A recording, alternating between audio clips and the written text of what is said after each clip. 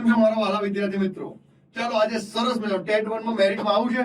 આજે તમારા માટે નવી શોર્ટ ટ્રિક લઈને આવી રહ્યો છું. જુઓ, ઇઝાર્ડે આવેગના 10 પ્રકાર આપ્યા. ઈઝી વસ્તુ છે સાહેબ, 10 વસ્તુ લખવી ઈઝી છે. જો ઈઝી છે, કોઈ પણ પ્રકારના ઇઝાર્ડ ની અંદર પણ તમને 10 દેખાય.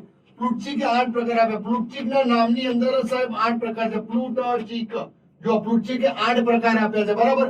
ઇઝાર્ડે 10 પ્રકાર આપ્યા છે. સિમ્પલ વસ્તુ યાદ રાખવાની, કોઈ ચિંતા નહીં કરવાની. આવેગના પ્રકાર, વાઇગોટ્સ્કીના મતે સ્કાર્ફ ફોલ્ડિંગ એટલે કુશળ વ્યક્તિ, બરાબર. જો કુશળ વ્યક્તિ હોય એ સ્કાર્ફ બનાવી શકે છે શિયાળા માટે. જે કુશળ વ્યક્તિ હોય એ સ્કાર્ફ બનાવી શકે છે. વાઇગોટ્સ્કીના મતે સ્કાર્ફ ફોલ્ડિંગ એટલે કુશળ વ્યક્તિ, બરાબર. પ્રેરણા માટે તમારા માટે વ્યાખ્યાનો ઢગલો છે સાહેબ. જો પ્રેરણા નહીં તો વર્તન નહીં. તારા વર્તન ના હોય તો તું ઘેર જતો રહે. પ્રવૃત્તિને ઉદ્દીપ્ત કરનાર પરિસ્થિતિ, બરાબર. શુભનમ ગિલ આપણે છે ને ટ્રિપલ સેન્ચુરી મારીને એવી પ્રવૃત્તિ કરે છે કે બધી ટીમની પરિસ્થિતિ બગાડી નાખે, ઉદ્દીપ્ત કરી નાખે, બરાબર. ત્રિપરિમાણાત્મક પણ એમનું છે. વ્યક્તિની આંતરિક બાબતો એક જ વ્યક્તિ જાણી શકે છે, મમ્મી, બરાબર. પ્રેરણા એટલે જરૂરિયાત, સંતુષ્ટ અને લક્ષ્ય.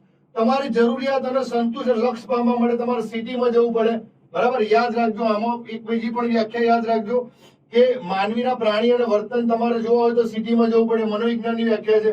તો મનોવિજ્ઞાનની વ્યાખ્યામાં જો પહેલી વ્યાખ્યા, બીજી વ્યાખ્યા, ત્રીજી વ્યાખ્યા, ચોથી વ્યાખ્યા તમારા માટે એએમસી નું વર્તન બહુ સારું છે. આત્માનું વિજ્ઞાન, મનનું વિજ્ઞાન, ચેતનાનું વિજ્ઞાન, વર્તનનું વિજ્ઞાન ક્રમિક છે. પહેલી વ્યાખ્યા આત્માનું વિજ્ઞાન યાદ રાખવાનું. પછી કોહલબર્ગના નૈતિક વિકાસના આપણે અહીં જોઈ રહ્યા, તમે જુઓ.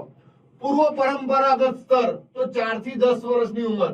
પરંપરાગત સ્તર, પરંપરા એક વસ્તુ એવી છે કે ધોરણ 10 માં આવે બાળક એટલે આપણે યાદ રાખવાનું 10 વર્ષનો થાય બાળક એટલે સાયકલ લઈ આવવાની, આપણે એવું યાદ રાખવાનું. કોહલબર્ગનો નૈતિક વિકાસ, બરાબર. નીતિએ મને 3 વાર કોલ કર્યો. તમારી આ 3 કક્ષા યાદ રાખવાની. તો પૂર્વમાં 4 થી 10 વર્ષ આવે અને 10 વર્ષનો બાળક થાય એટલે પરંપરા છે સાયકલ લઈ આપવાની. આવું યાદ રાખવું. ઉત્તર પરંપરામાં યાદ રાખવાનું કે ઉત્તર તો કિશોરે જોરદાર આપ્યા, બરાબર. તો વિદ્યાર્થી મિત્રો, આવી સરસ મજાની શોર્ટ ટ્રિક જોવા માટે જ્ઞાન લાઈવ શિક્ષણ ચેનલને સબસ્ક્રાઇબ કરો, લાઈક કરો. જય હિન્દ, જય ભારત, જય જય ગરવી ગુજરાત.